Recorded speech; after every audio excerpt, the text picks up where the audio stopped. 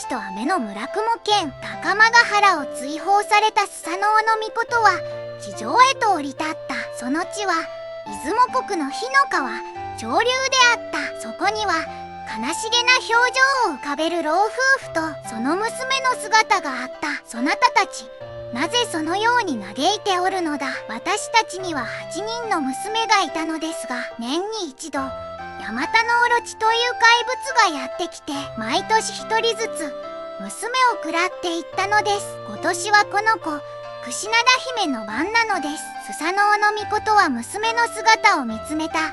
恐怖に震えながらも父母の背に隠れる少女の瞳にスサノオを見てかすかな希望の火が灯ったように見えた。よいか、この娘を我に委ねるならば、この命をかけてその怪物を退治しよう。退治した後、この娘を我が妻とさせてほしい。どうかお願いします。スサノオノミコトはクシナダ姫を櫛の姿に変え、自らの髪に刺した。この櫛は我が身の一部。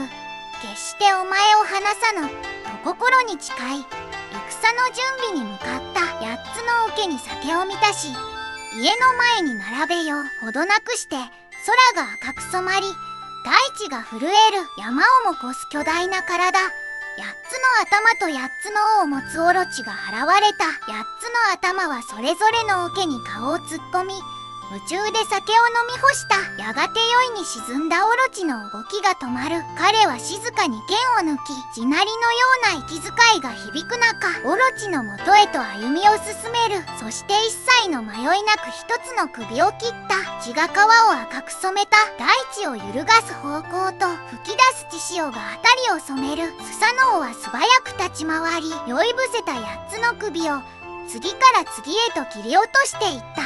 戦いの末、尾を切った時、そこには金色に輝く一振りの剣が静かに横たわっていた。それは血に濡れながらもまばゆい光を放ち、神の気配を宿していた。それこそが雨の村雲の剣、後の草薙の剣と呼ばれる神代の霊剣であった。スサノオノミコトはこの剣を携え、新たな誓いとともに地上に己の居場所を探していく。次回第8話、菅の血と新たな神代。